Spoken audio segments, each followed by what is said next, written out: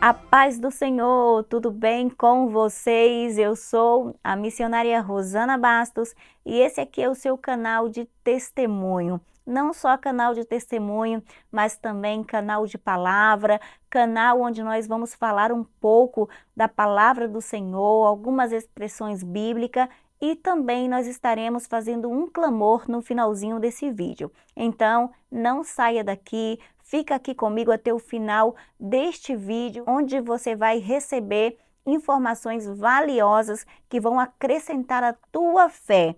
E vamos estar, como eu já falei aqui, orando. Queridos, a nossa expressão bíblica de hoje é uma expressão muito conhecida e, por que não dizer, muito falada por nós que somos povo de Deus, principalmente as mulheres, e presta atenção aqui nesse detalhe que eu vou dizer, porque essa expressão nós costumamos falar muito quando nós estamos enfrentando batalhas na família, batalhas nos relacionamentos. Nós geralmente falamos isso quando nós perdemos alguma coisa que era nosso, e aí a gente fala o seguinte: a glória da segunda casa será maior do que a primeira. Você já falou isso? Eu já falei. E eu tenho, assim, convicção que muitas de nós falamos, mas não entendemos muito bem essa expressão. Mas fique aqui comigo, principalmente você que costuma aplicar essa expressão em alguma coisa que foi perdida na sua vida, porque eu também tenho algo para falar sobre isso com vocês. E essa expressão, antes de nós entrarmos profundamente nela, eu gostaria de ler com vocês o que seria o versículo-chave, a passagem bíblica onde está registrado essa expressão.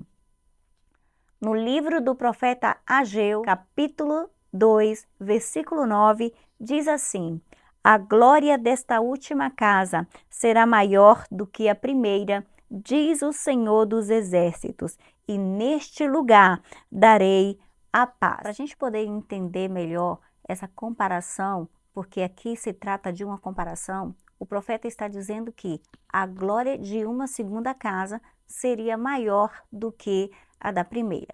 Ele está falando concretamente do primeiro templo construído pelo rei Salomão 487 anos depois que o povo de Israel saiu do Egito. No reinado de Davi, ele teve pretensão, ou seja, nasceu no coração de Davi o desejo de poder construir um templo para o Senhor.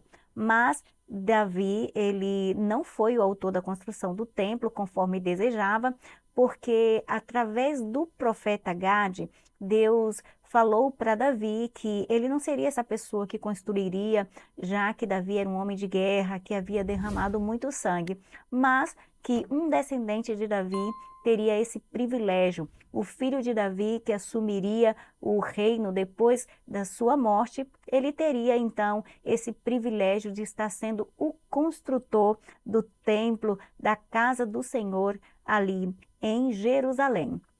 E isso aconteceu depois que Davi morreu. O seu filho Salomão, que assume aí o reinado, ele é a pessoa que constrói a casa do Senhor. E diz ali a Bíblia que essa construção foi maravilhosa, foi um mega templo, até porque o rei Davi, mesmo antes de morrer, ele deixou preparado para Salomão, o seu filho, muitas coisas preciosas, ouro, prata, para que o seu filho pudesse fazer essa mega construção. Além do mais, Deus ele abençoou o reinado do rei Salomão. Deus ele ali levantou Salomão de uma maneira tão sábia, porque até foi um pedido que ele fez para Deus através de um sonho, onde Deus falou para Salomão que ele pedisse algo e ele pediu sabedoria. Além da sabedoria, Deus concedeu a Salomão não somente isso, mas também muitas riquezas. Então, assim, o rei Salomão, ele teve, assim, uma magnífica estrutura em termos de prata, de ouro, de cedro, madeiras preciosas para a construção do templo. E eu quero compartilhar aqui com vocês, inclusive, um texto que fala sobre as características do que foi usado ali no templo que levantou o rei Salomão. Salomão fez um altar de cedro para esta sala. Depois mandou revestir o resto do templo de ouro puro, incluindo o altar de cedro. Fez também cadeias de ouro para proteger a entrada do lugar santíssimo. O que a gente acabou de escutar aqui é algumas características, algumas preciosidades que foram usadas ali no templo do rei Salomão. Também falou um pouquinho aqui de algumas dimensões, ou seja, era uma glória total. Mas veja bem, quando esse templo é terminado, Salomão ele inaugura o templo ali oferecendo holocaustos, fazendo ali sacrifícios ali para a abertura desse templo. Vamos ler aqui o que aconteceu na inauguração do templo de Salomão. Em 2 Crônicas, capítulo 7, versículo de 1 a 2, olha só o que diz. E, acabando Salomão de orar, desceu fogo do céu e consumiu o holocausto e os sacrifícios, e a glória do Senhor encheu a casa. E os sacerdotes não podiam entrar na casa do Senhor, porque a glória do Senhor tinha enchido a casa do Senhor. Olha que maravilha aconteceu ali, a Shekinah de Deus invadiu aquele lugar. Deus ele recebeu os holocaustos, recebeu o sacrifício que Salomão e o povo, os sacerdotes, estavam ali oferecendo para a oficialização da casa do Senhor. E disse que a glória era tão grande que entrou naquele lugar que os sacerdotes eles não puderam entrar, porque a glória, a magnitude de Deus era visível ali no templo que o rei Salomão havia construído. Salomão, naquele templo ali, ele teve resposta de uma oração do Senhor, e eu gostaria de compartilhar aqui com vocês um pouquinho desses versículos, porque são muito importantes. Deus ele fala ali com Salomão, que Deus ele estaria ali ouvindo toda a oração que o povo fizesse naquele lugar, que o povo quando errasse e se voltasse para Deus, que Deus ouviria ali as suas orações naquele templo, que Deus livraria ele dos seus inimigos. Mas também uma coisa assim muito importante quando Deus fala aqui para Salomão que Deus ouviria o povo ali naquele templo, naquele lugar, que Deus os atenderia nas suas situações de aperto, mas que ali também haveria sentenças, que se o povo não ouvisse ao Senhor, que se eles se distanciasse de Deus, então a sentença era que Deus ele iria abandonar aquele povo, que Deus ele desfaria aquela glória, que outras nações iriam deixar aquele povo, aquele templo em ruínas. E eu quero compartilhar esse versículo porque é bem importante para a gente poder entender o que aconteceu e por que aconteceu com o templo do rei Salomão. 2 Crônicas, capítulo 7, versículo 19, a partir do 19. Porém, se vós vos desviardes e deixardes os meus estatutos e os meus mandamentos que vos tenho proposto, e fordes e servirdes a outros deuses, e vos prostardes a eles, então os arrancarei da minha terra que lhes dei, e lançarei da minha presença em esta casa, e lançarei da minha presença esta casa que consagrei ao meu nome, e farei com que seja por provérbio e morte entre todas as gentes. E desta casa, que fora tão exaltada, qualquer que passar por ela se espantará e dirá: por que fez o Senhor assim com esta terra e com esta casa? E dirão: porquanto deixaram o Senhor, o Deus de seus pais, que os tirou da terra do Egito, e deram a outros deuses, e se prostraram a eles, e os serviram. Por isso ele trouxe sobre eles todo este mal. Queridos, isso aconteceu com o povo de Deus. Exatamente o que está falando esses versículos que nós lemos, porque depois que Salomão ele constrói aquela casa para o Senhor, depois de ver toda aquela glória, Salomão ele infelizmente se corrompe. Na corrupção de Salomão, então Deus ele divide ali o reino, porque depois Salomão morre, seu filho Roboão assume o reino e a partir dali já foi indo a decadência do povo de Israel, do povo que já não confiava no Senhor, que haviam esquecido essa glória que havia caído, que havia descido ali no templo do rei Salomão.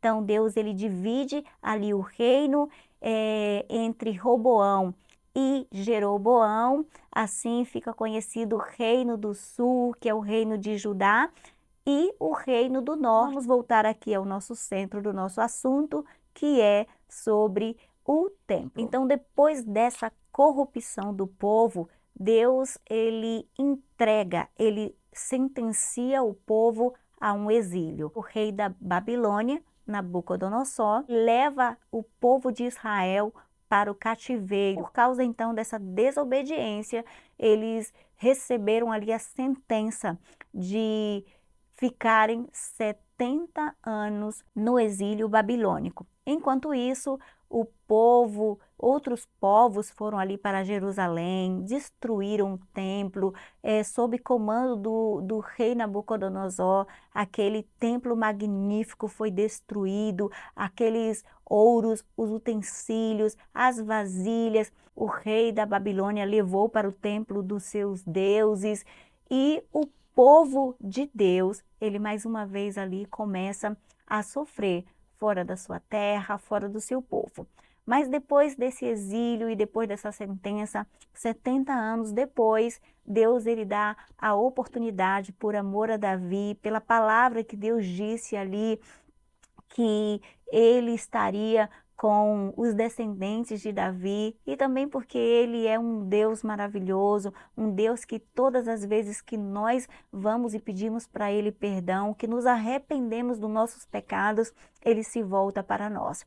Então, Deus mais uma vez vai ali, usa de misericórdia com o seu povo, usa a vida de Esdra, o sacerdote e também escriba, para que possa estar retornando ali para Jerusalém e reconstruindo, usa também a Neemias e também ele usa o profeta Ageu. Aqui entra nessa história o nosso personagem, aquele que profetizou sobre a glória da segunda casa.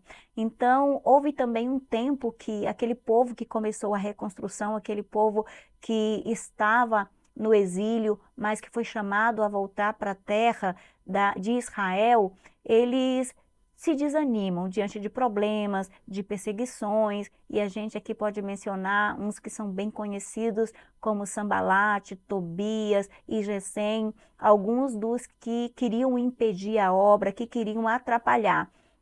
E diante daquela pobreza e de toda aquela situação, muitos dos israelitas já não queriam construir. E os que eram ricos, eles só cuidavam nas suas casas, nos seus bens. E até que Deus levanta ali um profeta. Deus sempre vai levantar um profeta para erguer o seu povo e para continuar com o seu propósito. Então vem aí o profeta Ageu e Deus incomoda esse profeta e ele vai ali e fala com Zorobabel e também com o sacerdote Josué. Zorobabel era um príncipe de Judá e juntamente com o sacerdote Josué, Deus ali os levanta para estar construindo o que seria o segundo templo, o templo de Zorobabel.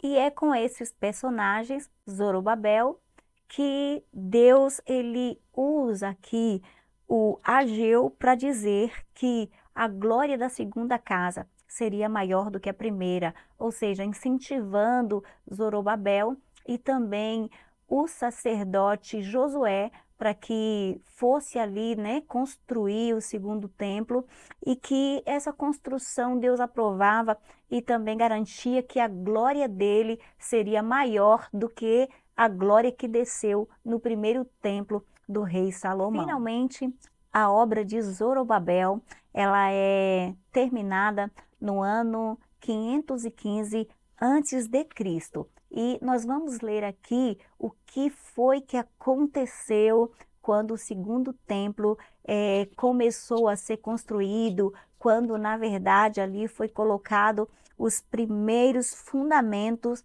do segundo templo.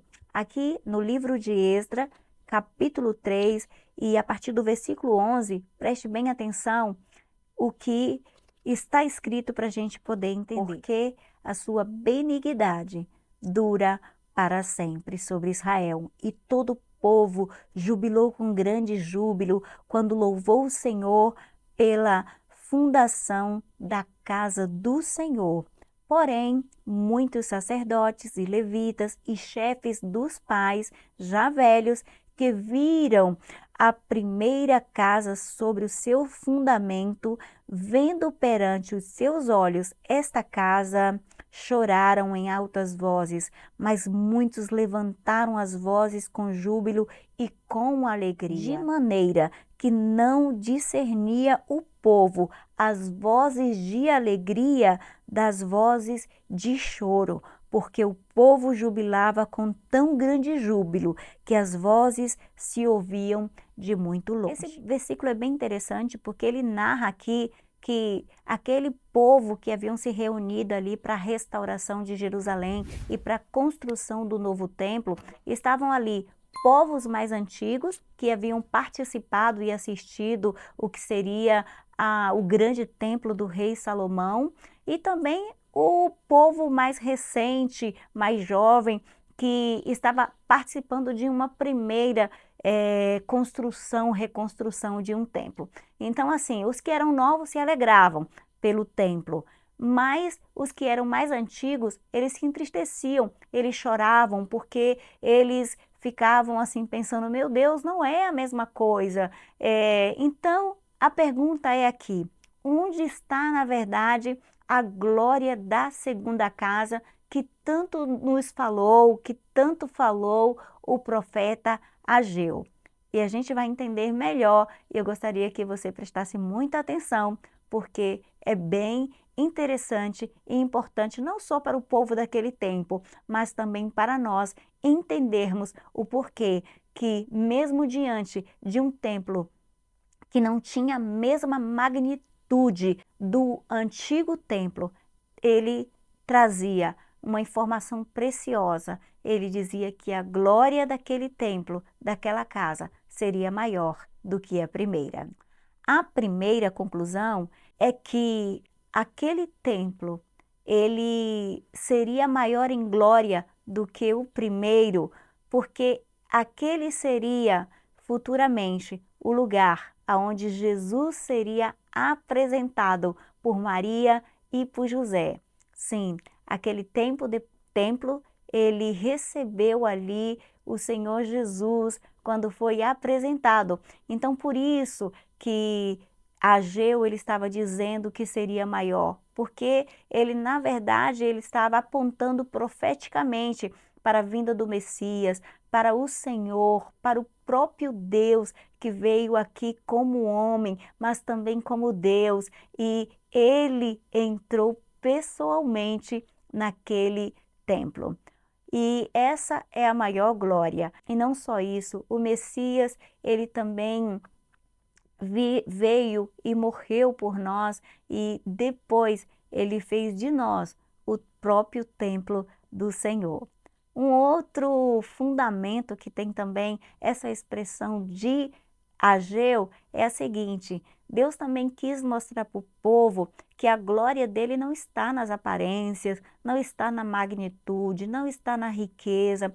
A glória do Senhor não pode só ser comparada à opulência. Embora o nosso Deus seja Deus grande, Deus maravilhoso, Ele é dono do ouro e da prata, mas Ele também é dono da simplicidade. Ele, por exemplo, permitiu que o seu filho, sendo Deus, nascesse em uma manjedoura. Ele vem nos mostrar com isso que Ele não quer que o nosso coração esteja aí na magnitude, nas coisas grandes, pensando que Deus, Ele é só Deus das aparências, mas Ele é principalmente o Deus da simplicidade, o Deus que Ele pode falar também no silêncio. E o que importa mesmo em qualquer tempo é a presença do Senhor.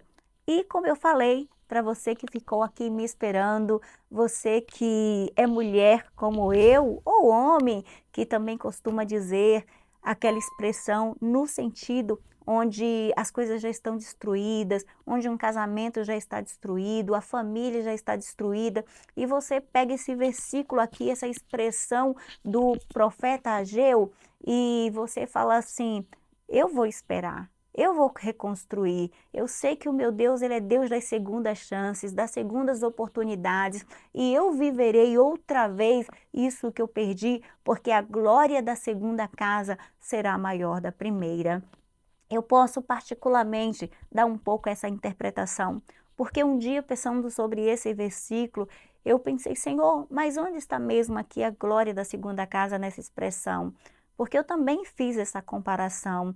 Falei: meu Deus, o segundo templo, na verdade, era muito menos luxuoso, não tinha nada de opulência comparada a outra casa. Então, como é que essa glória seria maior? Trazendo isso, meus queridos, para nossas vidas, quero falar para vocês o seguinte exemplo que Deus me deu naquele dia. Como se Deus me explicasse: olha só, Rosana, quando, por exemplo, um casamento é desfeito e esse casamento volta a ser refeito, quando uma família está perdida e essa família é recuperada, há uma glória aí, não de repente pela opulência ou porque esse casal vai voltar a ficar jovem e recomeçar do zero. Não, é porque nós valorizamos mais aquilo que um dia perdemos. A glória da segunda casa, ele realmente é eficaz, ela é uma glória mais firme, ela é uma glória bem vivida, volta a ser uma oportunidade onde nós vamos aproveitar mais, porque nós passamos pela desolação, porque nós passamos pela destruição, porque nós passamos por tempos difíceis, e todas as vezes que nós passamos por tempos difíceis, nós vivemos diferente, uma segunda oportunidade. Para você que teve um casamento destruído e hoje o seu casamento é refeito, pode perceber que hoje você tem mais responsabilidade com o seu casamento, você tem mais cuidado com seu esposo, com a sua esposa, com seu filho, com a sua filha. Sabe por quê? Porque, como diz aquele ditado, nós só damos valor àquilo que nós perdemos. E uma vez que nós perdemos e nós recuperamos, nós tratamos de viver de outra maneira aquilo que um dia foi perdido. Então foi isso que o Senhor falou para mim aquele dia, a glória da segunda casa, trazendo isso para o nosso dia a dia, para as nossas vidas. É maior do que a da primeira, porque nós vamos viver de uma maneira mais responsável, de uma maneira que a gente valoriza mais aquilo que a gente perdeu. E assim, quero convidar você neste momento, para você estar orando comigo. Vamos orar? Senhor, meu Deus e meu Pai, eu quero te agradecer pela Tua palavra, por esse tempo que nós passamos aqui aprendendo um pouco mais da Tua palavra, porque nós ficamos conhecendo melhor o que significa essa expressão: a glória da segunda casa será maior do que a primeira. Meu Deus, eu quero neste momento orar e interceder por vidas que estão agora, de repente, como foi o templo do rei Salomão, que estão em pedaços, que estão destruídas, que estão desoladas. Oh, meu Deus! Mas a Tua palavra, Senhor, ela diz que quando o povo se volta para Ti, quando nós clamarmos, quando nós Te buscarmos, que o Senhor é fiel para estar conosco, para nos ajudar, para nos levantar.